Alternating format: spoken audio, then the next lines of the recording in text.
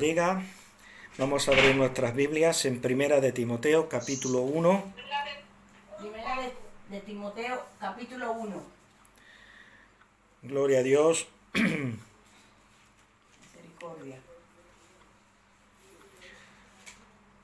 Primera de Timoteo, capítulo 1.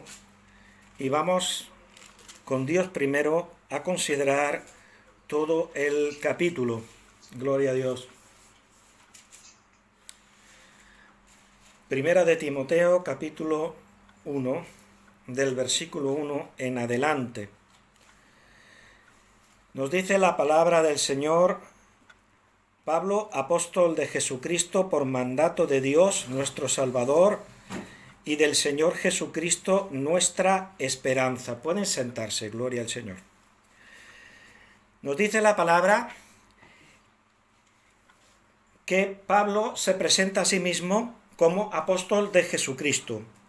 Aquí vemos a un siervo de Dios que no se ha autonombrado, ni muchísimo menos.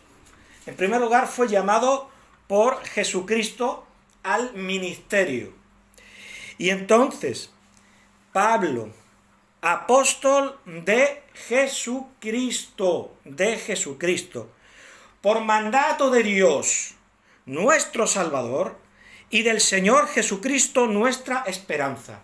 En la iglesia del Señor se hacen las cosas ordenadamente.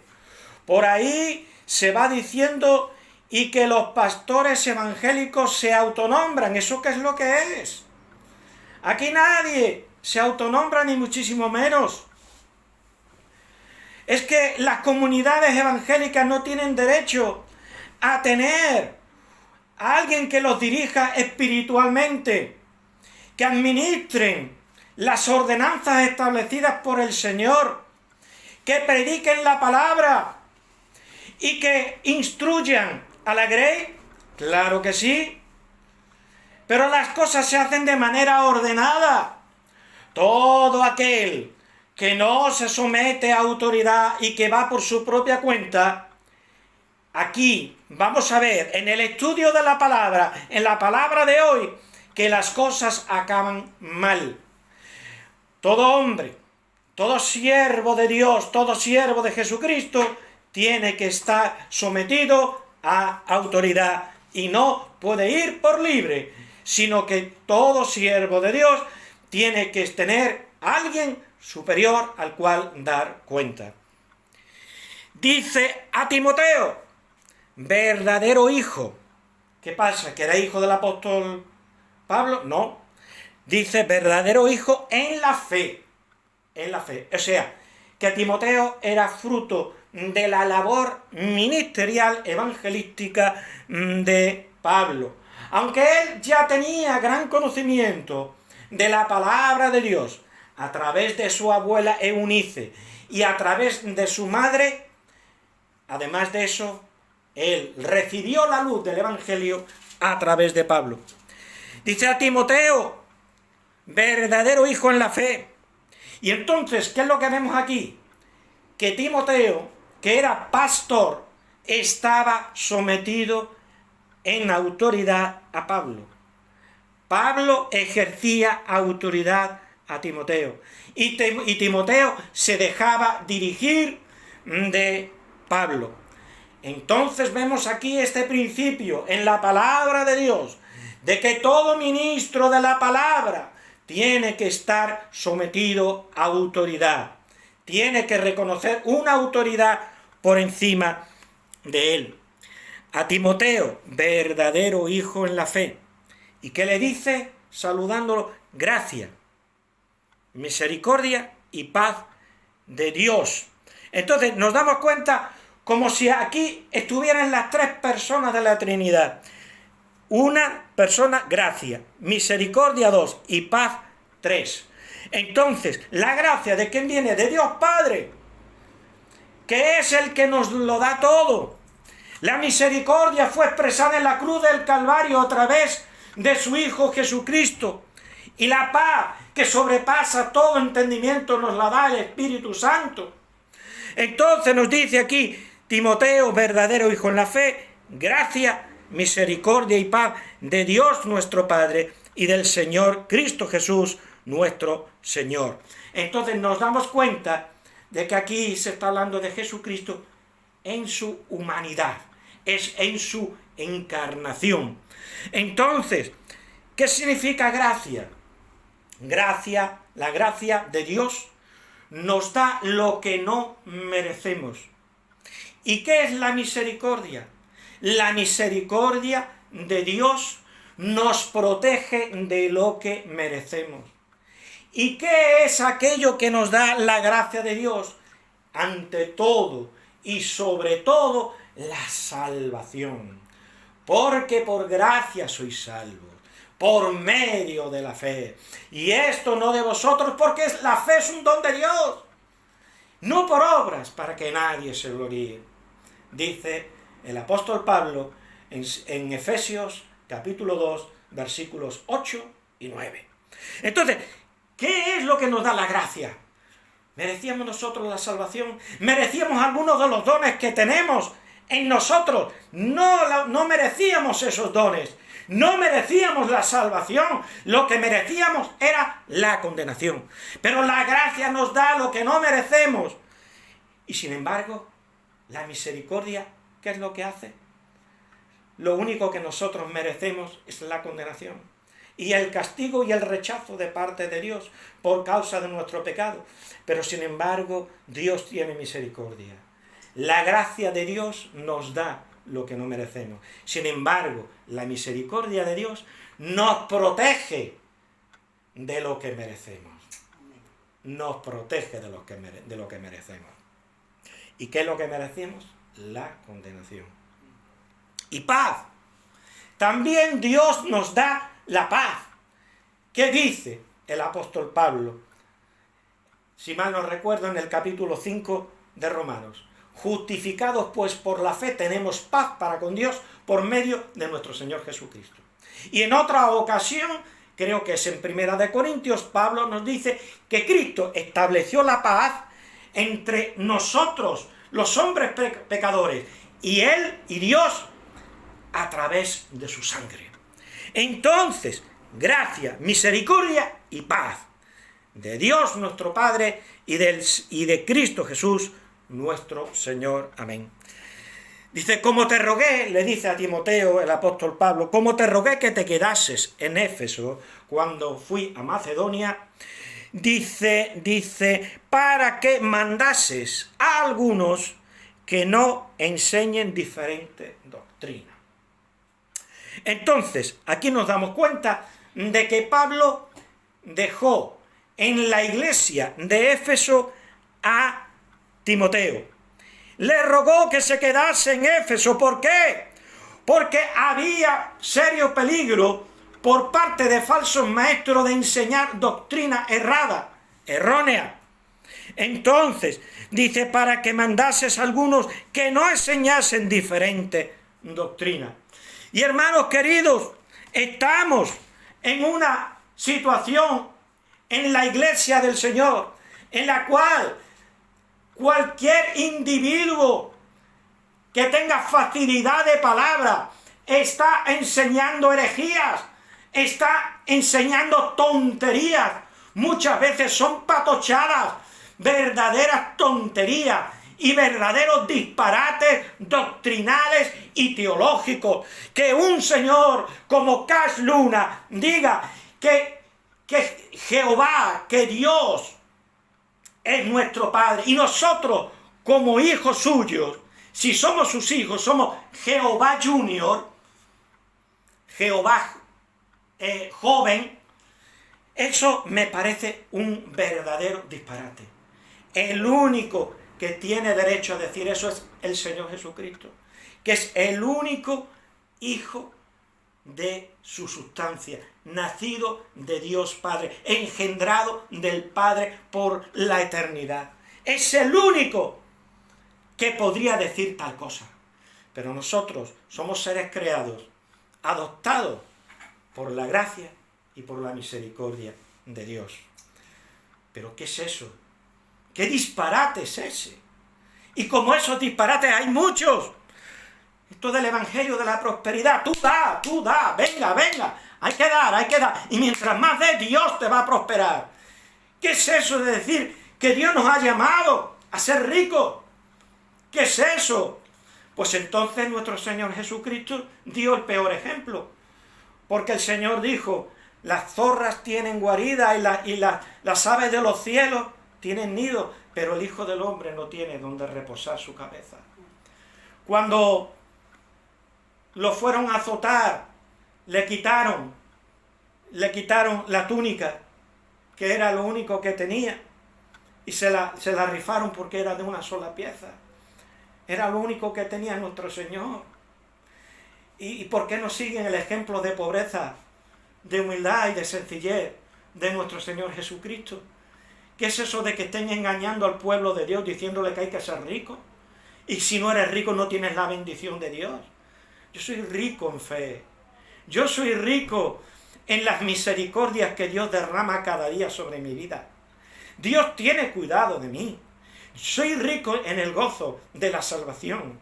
Soy rico en la paz que Dios da a mi corazón. Soy rico de la palabra que Dios nos da cada día. Entonces, yo no necesito ninguna otra cosa. Lo que tenga a bien darme en lo material, que Dios me lo dé en la abundancia y en la proporción que Dios estime necesario para mi vida. Y muchas más doctrinas erróneas y falsas que se están levantando por ahí. Y que tenemos que estar alerta.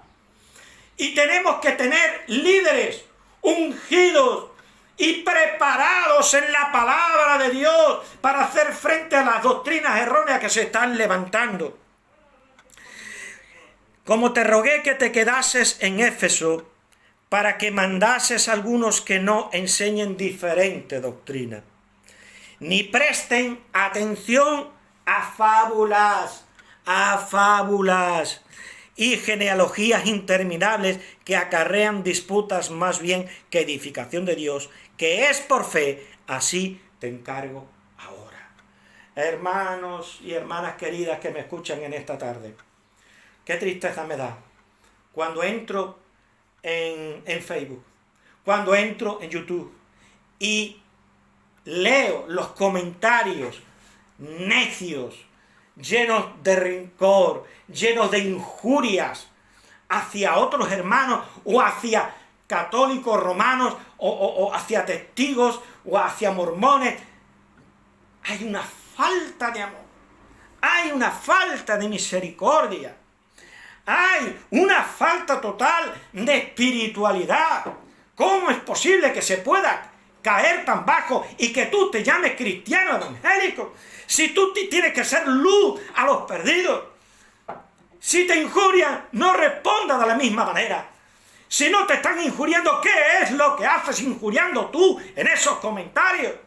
¿Dónde está tu espiritualidad? ¿Dónde está ese nuevo nacimiento, esa nueva naturaleza? El que está en Cristo, nueva criatura es. Las cosas viejas pasaron. He aquí, todas son hechas nuevas. Y tú sigues en lo mismo. Serás evangélico, pero todavía no eres del Señor. Y veo que siguen ahí, en esa línea, día tras día, mes tras mes, año tras año, sin haber aprendido a ser realmente un hijo de Dios y cómo se tiene que comportar un hijo de Dios. Dice, pues el propósito de este mandamiento es el amor, nacido de corazón limpio y de buena conciencia y de fe no fingida. ¿Qué significa?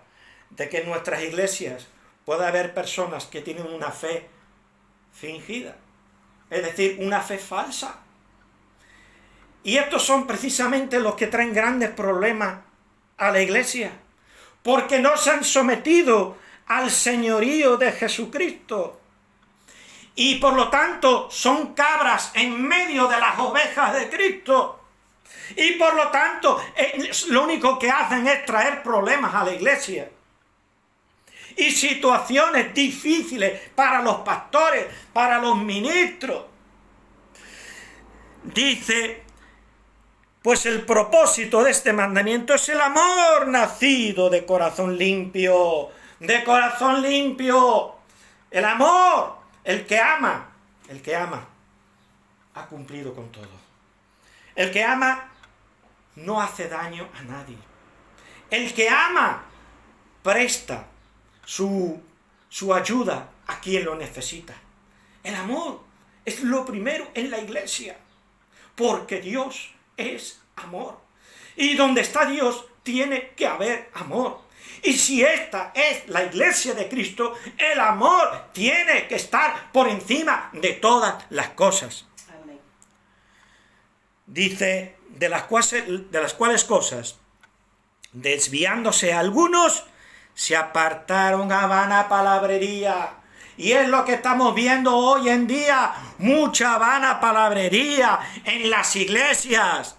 Dice, queriendo ser doctores de la ley, sin entender ni lo que hablan ni lo que afirman.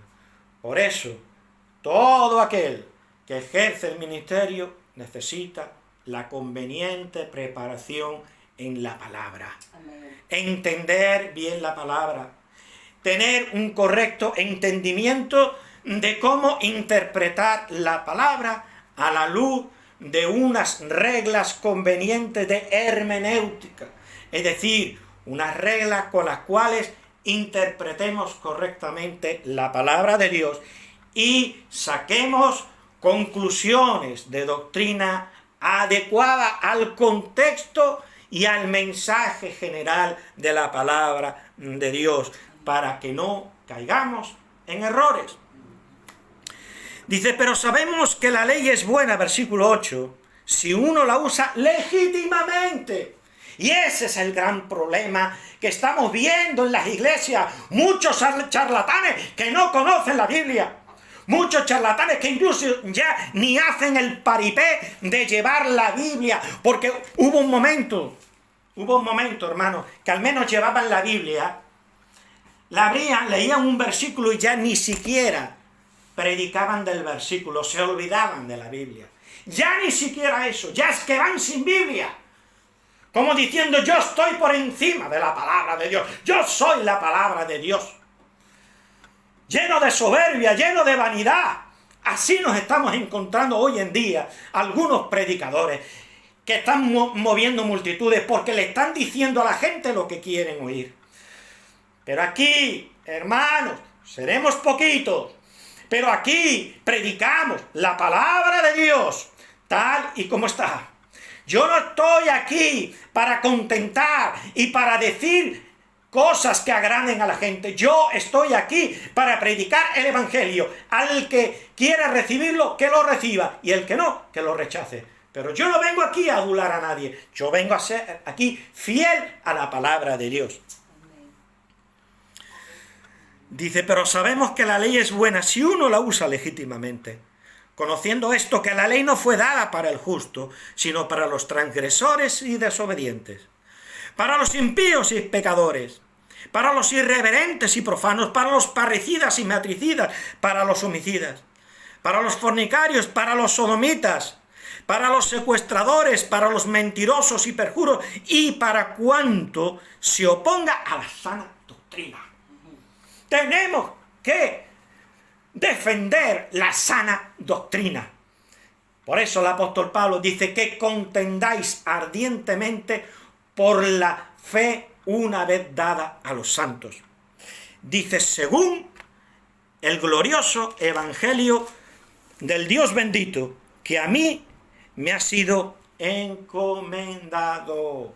Entonces, tenemos que saber qué es lo que se nos ha encomendado. ¿Qué es lo que es el Evangelio? Y tenemos que defender el Evangelio. Dice el apóstol Pablo, doy gracias al que me fortaleció, a Cristo Jesús, nuestro Señor, porque me tuvo por fiel poniéndome en el ministerio. Entonces nadie se nombra a sí mismo en la iglesia del Señor, sino que Dios llama a nuestro Señor Jesucristo, llama a aquellos siervos suyos, los llama con el cometido de guiar a las ovejas que están aquí en este mundo militando hasta que entremos en la patria celestial y que necesitan el alimento de la palabra. Por eso llama al ministerio a hombres que tienen dones dados por Él. Doy gracias al que me fortaleció, a Cristo Jesús, nuestro Señor, porque me tuvo por fiel poniéndome en el ministerio. Y es que todo ministro tiene que ser probado. Todo ministro tiene que tener un buen testimonio. Y sin un buen testimonio de fidelidad al Señor no se le puede reconocer como siervo de Cristo, como ministro del Señor, apto para ministrar en la iglesia. Dice, habiendo yo sido antes blasfemo, perseguidor e injuriador, mas fui recibido a misericordia, porque lo hice por ignorancia en incredulidad.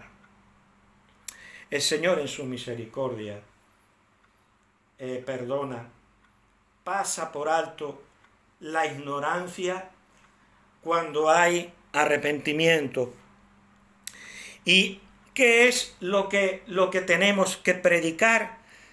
Dice el apóstol Pablo en el versículo 15, palabra fiel y digna de ser recibida por todos. ¿Cuál es esa palabra? Dice que Cristo Jesús vino al mundo para salvar a los pecadores. Ahí está el Evangelio. Que Cristo Jesús vino al mundo para salvar a los pecadores, de los cuales yo soy el primero. Ni Jehová Junior, nosotros no somos Jehová Junior, ni la unción de la chaqueta, ni la bendición de Toronto, haciendo el burro, haciendo la vaca, haciendo la gallina. Yo no sé nada de eso. El Evangelio es muy sencillo. El Evangelio es predicar a Cristo, que Cristo Jesús vino al mundo para salvar a los pecadores, de los cuales yo soy el primero. Y cuando nosotros le decimos a los pecadores que hay un Salvador de sus almas, entonces estamos predicando el Evangelio. Para eso está la iglesia del Señor. Ni para unción de la chaqueta, ni para la unción del cinturón, ni tantas cosas raras que están saliendo por ahí. Pero por esto fui recibido a misericordia, para que Jesucristo mostrase en mí el primero toda su clemencia, para ejemplo de los que habrían de creer en Él para vida eterna. El apóstol Pablo sintió en lo más profundo de su ser cómo el Señor lo salvó, siendo el blasfemo, injuriador y perseguidor de la iglesia, y habiendo torturado a los santos, pero fue recibido a misericordia. Y tanto que sufrió él, sabiendo el daño que había hecho, después él se esforzó al máximo, se dejó la piel predicando el Evangelio, subiendo montañas, atravesando mares, peligros en desiertos, peligros en ríos, peligro de gentiles, peligro de los de su nación. Pero todo era movido por el amor. La iglesia, yo perseguí la iglesia de Cristo, decía él. Y ese amor, ese dolor que tenía en su corazón, hizo que él se derramara sobre una humanidad perdida para anunciar algo muy importante, que es lo que hay que predicar siempre en la iglesia de Cristo. Palabra fiel y digna de ser recibida por todos, que Cristo Jesús vino al mundo para salvar a los pecadores, de los cuales yo soy el primero. Aleluya, gloria al Señor. Este es el Evangelio. Este es el mensaje que tiene que predicar siempre la iglesia del Señor. Dice, por tanto, el Rey de los siglos, inmortal, invisible, al único y sabio Dios, sea honor y gloria por los siglos de los siglos. Amén. Aleluya. ¿Y qué le dice en el versículo 18 a Timoteo?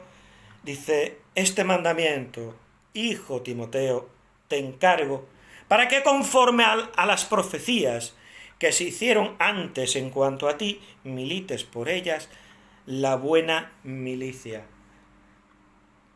Que milites por ellas la buena milicia.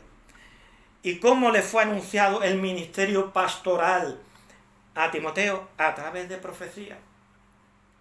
Entonces nos damos cuenta que en la iglesia del Señor los dones del Espíritu Santo se siguen manifestando.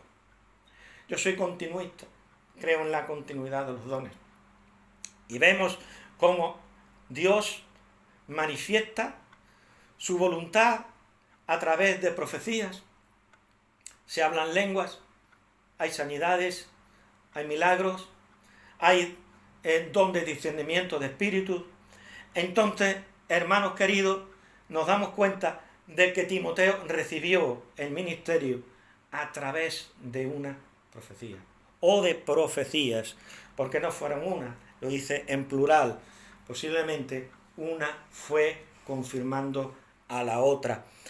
Entonces, nos dice que milites por ellas la buena milicia, es decir, somos soldados de Cristo. El cristiano es un soldado de Cristo. Y un soldado tiene que estar a las órdenes de sus superiores, del sargento, del teniente, del capitán, de lo que le mande. Y tiene que abstenerse de todo. Y tiene que entrenarse. Y tiene que saber manejar las armas. Y las armas de nuestra milicia no son carnales, son espirituales. Tenemos la espada del Espíritu, que es la palabra del Evangelio. Tenemos la salvación por casco, por yelmo. Tenemos la coraza de la fe, con la cual destruimos los dardos de fuego del enemigo. Entonces tenemos que ser ejercitados en la buena milicia de la fe. Versículo 19. Manteniendo la fe y buena conciencia, desechando la cual naufragaron en cuanto a la fe algunos. Y aquí yo entiendo, hermanos queridos, a la luz del contexto de lo que estamos leyendo en la epístola, de que dice manteniendo la fe, se está refiriendo manteniendo a la sana doctrina. Dice, y buena conciencia, desechando la cual naufragaron en cuanto a la fe algunos. Entonces, si nos vamos a 1 de Timoteo 1:5, dice, pues el propósito, vamos a leer desde el versículo 3. Como te rogué que te quedases en Éfeso cuando fui a Macedonia, para que mandases a algunos que no enseñen diferente doctrina. Entonces había algunos que habían naufragado en cuanto a la sana doctrina, en cuanto a la fe. Cuando una persona es fiel a la sana doctrina, dice, es fiel a la fe. Dice, ni presten atención a fábulas y genealogías interminables que acarrean disputas, más bien que edificación de Dios, que es por fe. Así te encargo ahora. Pues el propósito de este mandamiento es el amor nacido de corazón limpio y de buena conciencia y de fe no fingida. Cuidado con los falsos hermanos. Cuidado con aquel que finge creer en el Señor, pero en realidad no está creyendo. Dice, manteniendo la fe y buena conciencia, desechando la cual naufragaron en cuanto a la fe algunos. Dice, de los cuales son Himeneo. ¿Y quién era este Himeneo? Pues si vamos a 2 de Timoteo, capítulo 2, y versículos 17 y 18, 2 Timoteo 2, 17 y 18 nos habla de quién era este señor. Dice, y su palabra carcomerá como gangrena, de los cuales son Himeneo, y aquí habla de otro que era como él, y Fileto, que se desviaron de la verdad. ¿Se dan cuenta? Que se desviaron de la verdad, diciendo que la resurrección ya se efectuó y trastornan a la fe de algunos. Entonces, por la fe, el apóstol Pablo nos estaba hablando de la sana doctrina. Dice Himeneo y Alejandro, ese era otro personaje. Si vamos al capítulo 4 de segunda de Timoteo, versículos 14 y 15, que nos dice la palabra. Dice: Alejandro, el calderero, me ha causado muchos males, el Señor le pague conforme a sus hechos. Guárdate tú también de él, pues en gran manera se ha opuesto a nuestras palabras, es decir, a la enseñanza del apóstol Pablo y a la enseñanza de Timoteo. Dice: de los cuales son, versículo 20, Himeneo y Alejandro, a quienes entregué a Satanás para que aprendan a no blasfemar. ¿Saben por qué significa entregar a Satanás? Desechar a esa persona, porque es un hereje incorregible. Es alguien que enseña doctrinas erróneas y que es terco en mantener esas falsas doctrinas. Y ese es el gran problema que nos estamos viendo hoy en día en las iglesias. Nos estamos viendo en esa situación en la cual se están levantando falsos maestros. Al principio van muy bien, son personas que tienen carisma personal, son personas que tienen facilidad de palabra, juntan a mucha gente porque les dice lo que quieren oír, y después, cuando parece que sí, que todo va más o menos bien, ahora ya sueltan la herejía. Y ahora ya todos los que están allí, que son miembros de aquella iglesia, pues se sienten comprometidos. Entonces, ¿qué es lo que pasa? Que se están levantando muchas doctrinas erróneas y la iglesia del Señor tiene que levantar la cabeza para ser testigo de la verdad. Somos luz en medio de las tinieblas. Y cuando hay que decir, mira que no, que eso no es así, entonces hay que ser testigo de Cristo. Y si tenemos que bajar a alguien del púlpito, baje usted, por favor, baje usted. Pues hay que hacerlo. Y si hay que destituir a alguien porque está haciendo prácticas que son contrarias a la palabra de Dios, también hay que hacerlo. Para eso hay una cosa que se llama la disciplina eclesiástica. Que el Señor nos ayude. Gloria al Señor. Señor, le siga bendiciendo. Amén.